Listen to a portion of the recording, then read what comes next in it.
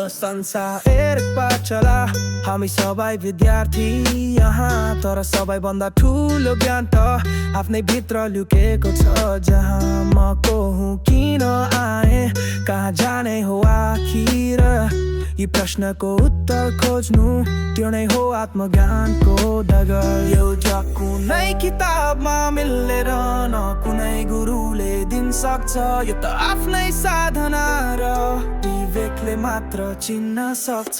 यो आत्मज्ञानको ज्योतिले मेरो अज्ञानता हटाइदियो। जीवनको वास्तविक अर्थ के हो स्पष्टसँग देखाइदियो। अब म ब्रह्ममा पर्दिन, न त कुनै मोहमा अल्झिन्छु। किनकि मैले त्यो सत्य पाएँ जो शाश्वत र विनाशी छ। जब यो ज्योति बल्छ तब संसार उहिरहन्छ, तर त्यसलाई हेर्ने हाम्रो दृष्टिकोण बदलिन्छ। सबैमा ईश्वर देखिन्छ अनि मनमा प्रेम जाग्छ। यो ज्ञानले नै हामीलाई साँचो अर्थमा मानव बनाउँछ। ज्ञान कुनै किताबमा मिलेर न कुनै गुरुले दिन सक्छ। यो त आफ्नै साधना र विवेकले मात्र चिन्न सक्छ।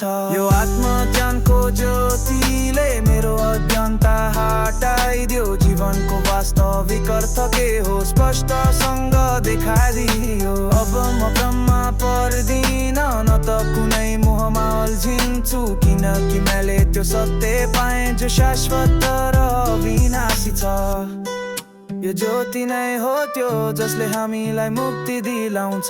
जन्म मृत्युको चक्रबाट सदाको लागि छुटाउँछ।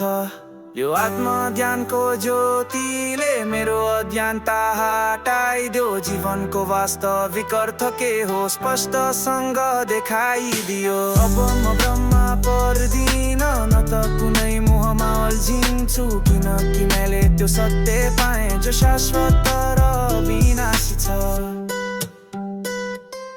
आत्मज्ञानको ज्योति, परम सत्यको प्रकाश, मुक्ति, आनन्द, शाश्वत।